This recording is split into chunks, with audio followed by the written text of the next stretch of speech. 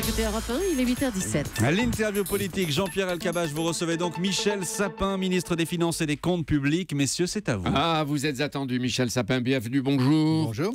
Avec son képi de chef des armées, le général Hollande a donc tranché hier. Et pour vous, les décisions sont applicables, il l'a dit, à partir d'aujourd'hui. L'armée avait besoin de 31,4 milliards en 2015, d'une hausse régulière de ses crédits jusqu'en 2019. Est-ce que vous confirmez qu'elle les aura vraiment ? Oui, évidemment, parce qu'elle en a besoin. Elle n'en a pas besoin parce que c'est l'armée. Pas seulement parce qu'on doit le respect à des soldats qui s'engagent et qui prennent des risques pour leur vie, mais elle en a besoin parce qu'aujourd'hui, notre armée est un élément de notre sécurité, y compris de notre sécurité intérieure, sur le territoire français. Chacun le voit, à Paris, en région parisienne donc ou ailleurs. Il n'a pas été difficile de convaincre le ministre des Finances. Il n'y a aucun débat sur ce point. La sécurité des Français, ça se discute pas. On ne mégote pas, on ne discute pas là-dessus. Mais alors, on regarde précisément quels sont les besoins, on évalue ces besoins et on les met à la disposition de ceux qui ensuite s'engagent.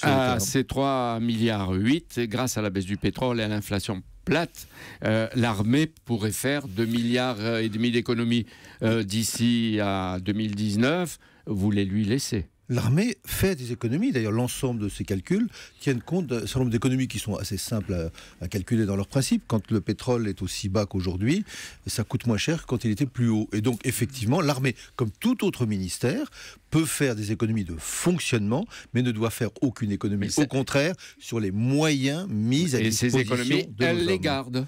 Non, pour elle s'en sert personne pour ne ce garde qu'elle a pour besoin de soi-même, faire, pour son en matériel, faire, etc. Je ne sais trop quoi. Ça fait partie des éléments qui permettent de faire en sorte qu'il y ait plus de moyens, plus d'hommes sur le territoire français, plus d'engagement sur les territoires extérieurs. C'est ça qui permet qu'il y ait pour les questions des de sécurité, qui soient en plein état de fonctionnement, la cyberdéfense. Bref, très bien. Voilà, notre sécurité aussi. Donc elle les aura. Et comment vous allez les financer ?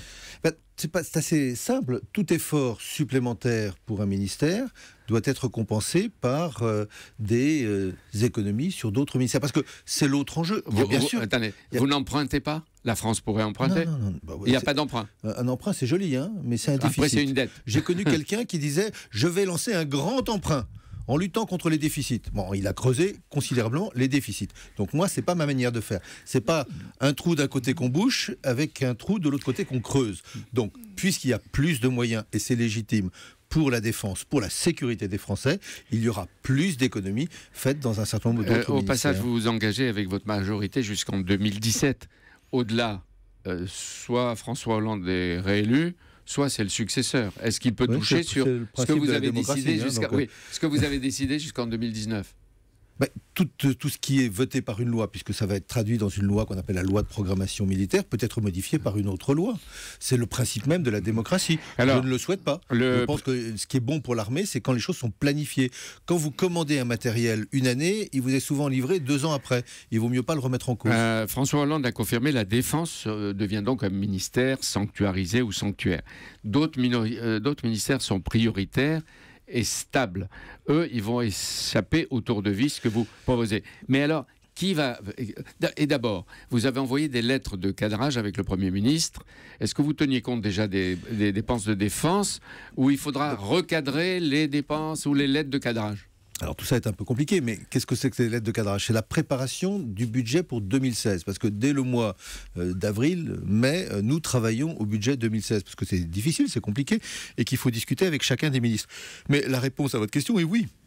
Le Premier ministre a envoyé à chaque ministre ce qu'on appelle une lettre de cadrage, c'est grosso modo lui dire, voilà, tu vas avoir à peu près telle somme, et tu devras faire des économies en termes de personnel ou en termes de fonctionnement, de dépenses de fonctionnement. Entre nous, est-ce qu'il est vrai qu'aujourd'hui, Manuel Valls va justement préciser, prévenir qu'il ne recevra aucun ministre pleurnicheur ou mécontent, que tout se fera chez vous on est dans un processus habituel. À cette période-ci de l'année, c'est celle où le Premier ministre donne ses directives globales au ministre.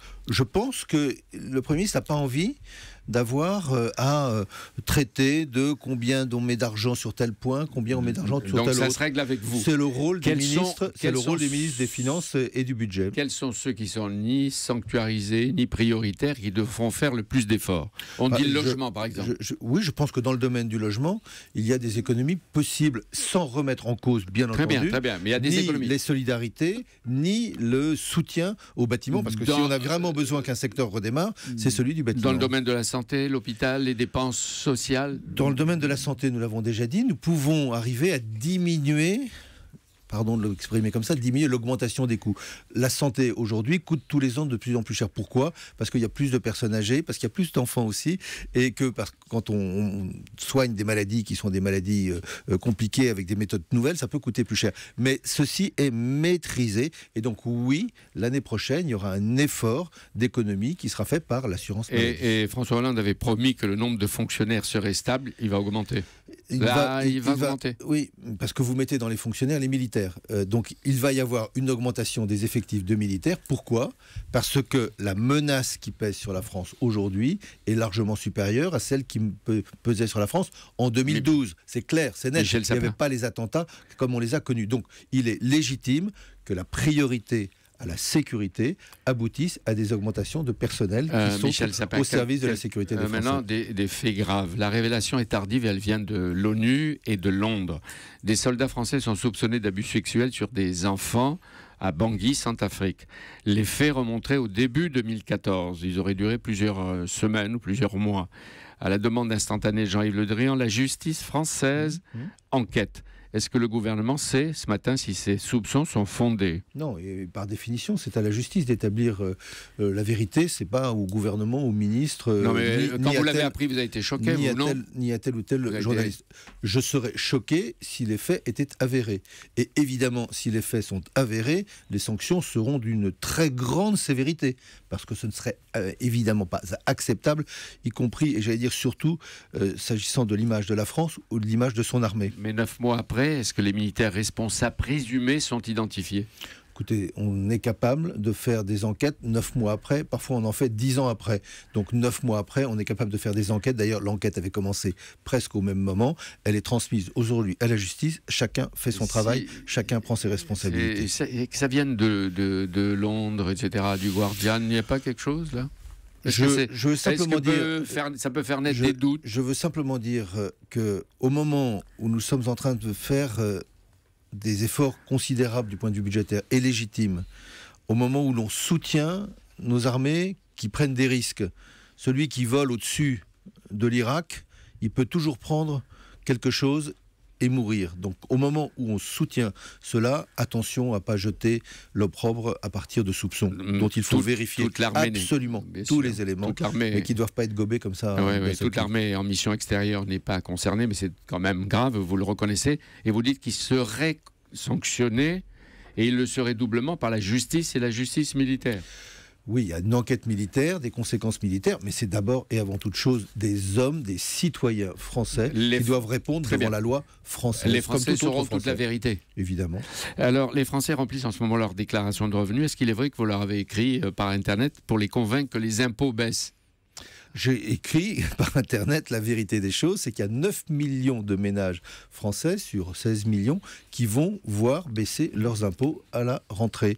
Mais comme ils sont comme tout le monde, il ne suffit pas de lire la lettre du ministre, ils le verront quand ils recevront le dernier tiers. Mais c'est tellement compliqué qu'ils ne sont pas convaincus que vous baissez les impôts. Oui, mais c'est toujours très compliqué de convaincre les gens que les impôts baissent, d'autant plus qu'il peut y avoir des situations personnelles qui évoluent. Mais vous verrez, à la rentrée, 9 millions de foyers vont recevoir un petit mot en disant « Vous avez bénéficié des baisses d'impôts, vous pouvez calculer d'ailleurs le montant exact de votre baisse d'impôts. » Ils diront « Merci Michel Sapin ». Vous avez bien fait de venir là ce matin. Demain, le mois de mai commence par des manifestations traditionnelles. Il y aura 4 week-ends de fêtes, de ponts, etc. Et le MEDEF estime, Thierry Langsad, dans Le Parisien, qu'avec 2 jours fériés en moins, on créerait en France 100 000 emplois en plus. Est-ce qu'il est dans le vrai ou il rêve ? C'est ce qu'ils répètent Thibault Lansade, exactement tous les ans au même moment, au mois de mai. Parce qu'au mois de mai, il y a effectivement un 1er mai, un 8 mai. Parfois, il y a de l'Ascension et parfois, il y a de la Pentecôte. Mais ce que je trouve dommage, c'est que parfois, je cherche des patrons en ce moment, je ne les trouve pas.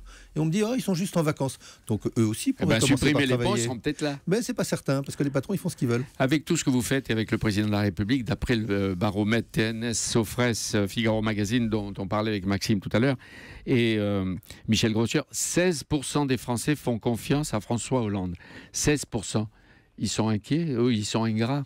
Et vous êtes inquiets? Ça, c'est la politique, l'ingratitude aujourd'hui, le travail jusqu'au bout, et c'est au bout du bout que le jugement est établi par les Français. Mais à partir de quel chiffre vous serez inquiet? Mais nous verrons. Le bout du bout, c'est on travaille, on est là, on va jusqu'au bout, on continue, on est dans la cohérence, on est dans la continuité, on a des résultats, et c'est à ces résultats-là, devant ces résultats-là, que les Français se prononcent. Nous sommes aveugles ou sourds ou ingrats. Non, Merci. vous ne regardez que trop les sondages. Merci Michel Sapin, merci d'être venu ce matin en direct sur Europe 1.